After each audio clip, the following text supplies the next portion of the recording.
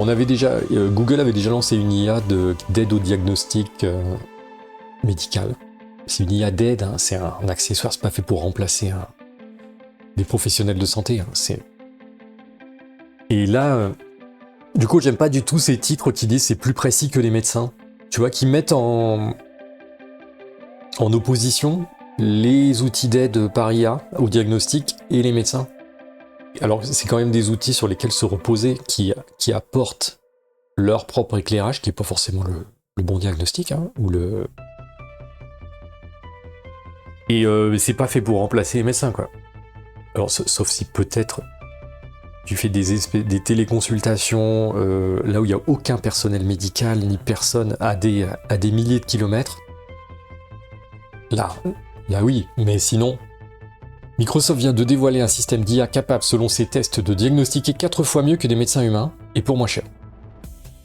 Baptisé MAI DxO, cet outil s'appuie sur une forme d'intelligence collective automatisée. Alors là, c'est assez amusant.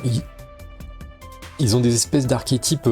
ils ont plusieurs IA qui discutent ensemble, qui font des hypothèses, et qui finissent par se mettre un peu d'accord. C'est assez étonnant, quoi. Plusieurs IA coopèrent comme le feraient des praticiens autour d'un dossier médical épineux. Les résultats, publiés fin juin, soulèvent autant d'espoir que de débats, forcément. Alors oui, cette musique, cette image générée par IA, une horreur. Qu'est-ce qui est arrivé à cette loupe? Qu'est-ce qui est arrivé à ce microscope? C'est un pas réel vers la super intelligence médicale. Alors bon, là on est... Mustafa Suleyman, le patron de Microsoft IA... n'est pas étonnant. Il survend son produit, hein, faut voir. Signe peut-être le tournant d'une ère où les diagnostics médicaux les plus complexes ne seraient plus réservés aux meilleurs spécialistes, mais à une intelligence artificielle, et ce n'est pas de la science-fiction. Il y a des domaines, on va le voir dans un autre article, il y a des domaines où l'IA aide énormément, par exemple en radiologie.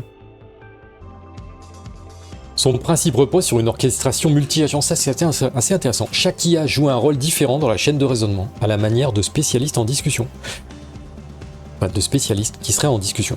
Certains modèles émettent des hypothèses, d'autres demandent des examens, un dernier tranche.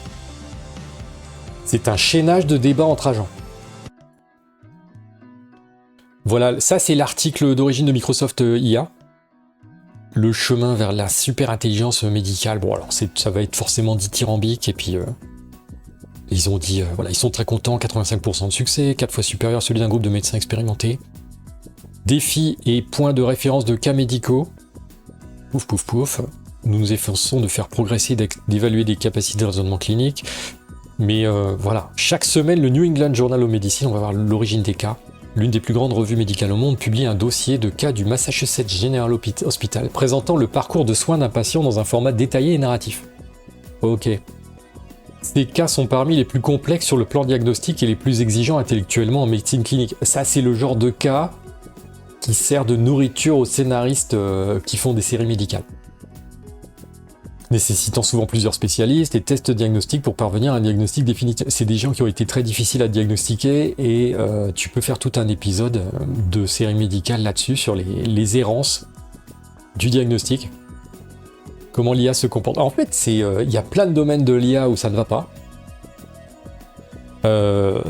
Accaparement du contenu sous licence et sous droit d'auteur sans rien, sans aucune contrepartie, mise en concurrence directe de l'humain et de la machine sur même des professions créatives, bon, plein de trucs comme ça. Et dans le médical, je trouve que c'est un des cas d'utilisation de l'IA qui est plutôt bénéfique. Ah voilà. Ils ont plusieurs agents. Le docteur qui fait des hypothèses, le docteur qui choisit les tests, les examens à faire passer. Le docteur qui fait quoi? Une checklist? Ah, le docteur Stewardship, lui, il s'occupe de il s'occupe que ce soit pas des... Voilà, pas faire 20 tests, trop coûteux. Alors celui-là, bon. Et le docteur Challenger qui vient poser des idées peut-être disruptives par rapport aux autres.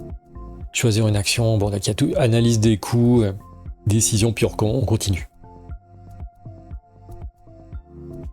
Et en fait, ils utilisent c'est étrange, hein. Ils utilisent des IA, Je vois ChatGPT 4.1, O3, O3 mini, ou c'est O4 mini, Gemini 2.5 Flash, ils utilisent des grands modèles de langage. Moi, je pensais qu'ils utilisaient des IA complètement entraînés sur des cas médicaux. Et il faut que je regarde. Est-ce que... Ah ouais, ils utilisent l'orchestration de plusieurs modèles de langage. Tel quel ? Ça veut dire qu'ils obtiennent un diagnostic médical 4 fois supérieur, enfin, qui est 4 fois plus souvent correct que ceux de médecins spécialisés, en faisant travailler ensemble des IA non spécialisés, quoi. Là, on retrouve ChatGPT, Claude, Gemini 2.5. Et c'est totalement fou, quoi. Ouais, voilà. Transforme n'importe quel modèle de langage en un panel virtuel de cliniciens, avec les prompts comme il faut. Il peut poser des questions de suivi, commander des tests ou fournir un diagnostic. Ça transforme, voilà. Puis effectuer une vérification des coûts, vérifier son propre raisonnement avant de décider de poursuivre ou non. C'est assez fou, ça. Moi, je m'attendais à ce que ce soit un modèle totalement fait sur mesure, quoi, entraîné avec des données médicales.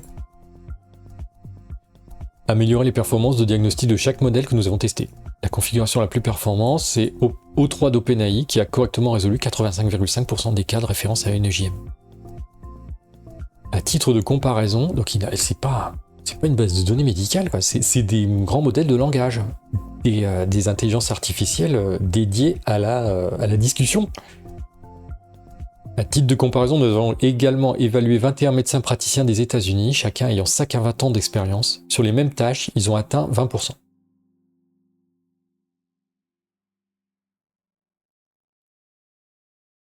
Ah oui, c'est assez fou, quoi.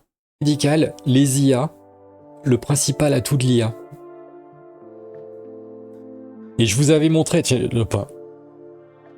quels seraient les principaux atouts de l'IA. Donc, remplacer le radiologue, aider à la détection d'anomalies, réduire la taille des images ou gérer la facturation des examens. Vous avez bien trouvé, avec Gripso en premier, Henri et Chevalier Hérétique. Aider à la détection d'anomalies. Le projet d'IA de Microsoft s'appuie sur une technologie de reconnaissance vocale et médicale issue du rachat de quelle entreprise ? Alors ça, on parlait de... Ce matin, l'article dont je parlais, ça m'a sidéré. C'est Microsoft a présenté un papier dans lequel ils expliquent qu'ils ont, avec des prompts, demandé à différentes IA des modèles de langage, des IA de discussion qu'on connaît, hein, ChatGPT, Claude, étant l'IA de Google. Ils ont demandé avec des prompts à ces IA d'analyser des dossiers médicaux, extraits de la littérature, des dossiers médicaux difficiles, en leur demandant de se comporter comme un jeune, en jouant des rôles, et de discuter entre elles, et elles ont obtenu 85% de diagnostics exacts, alors que des médecins spécialisés plafonnent à 20% sur ces cas-là. C'est des cas très difficiles. Donc Microsoft s'appuie, cette IA ce travail, c'est une entreprise que Microsoft a acquis il y a quelques années, il s'appelle Nuance Communication. Ouais, bon, ça c'est une question très difficile. L'approche de l'IA de Microsoft pour le diagnostic est décrite comme une orchestration de plusieurs modèles d'IA qui collaborent. Donc ils ont un modèle qui va jouer le rôle de celui qui veut diminuer les coûts, faire moins d'examens. Un autre qui va suggérer plein d'examens. Un autre qui va être le challenger et proposer des diagnostics, vous imaginez les séries de médicales. Vous avez un jeune médecin qui arrive et qui a des intuitions et qui va mettre au défi les experts qui ont 20 ans d'habitude et qui n'ont pas forcément vu le truc. Parce qu'ils ont des ornières, ils ont le biais de l'expert. Donc ils ont appelé ça la chaîne de débat. Ouais. Bravo en tout cas. Qui est souvent considéré comme l'un des pères fondateurs de l'intelligence artificielle pour avoir coécrit la proposition du projet de recherche de... Alors là, oui, c'est ça, parce qu'on a toujours des questions dont la réponse est systématiquement Alan Turing. Mais c'est l'un des pères fondateurs. Donc, c'est sûr, c'était pas Elon Musk, c'était pas Bill Gates. Et là, vous pouvez hésiter entre Alan Turing et vous, c'est juste ça vous permet d'apprendre un autre nom important. Ce qui est assez intéressant, c'est que le John McCarthy en question, c'est lui qui a inventé le fameux algorithme qu'on appelle délagage alpha-bêta. Enfin, c'est un truc qui est utilisé dans tous les moteurs d'échecs, dans beaucoup d'IA. Quand vous jouez à des jeux de société sur la plupart des IA, elles sont implémentées avec ça.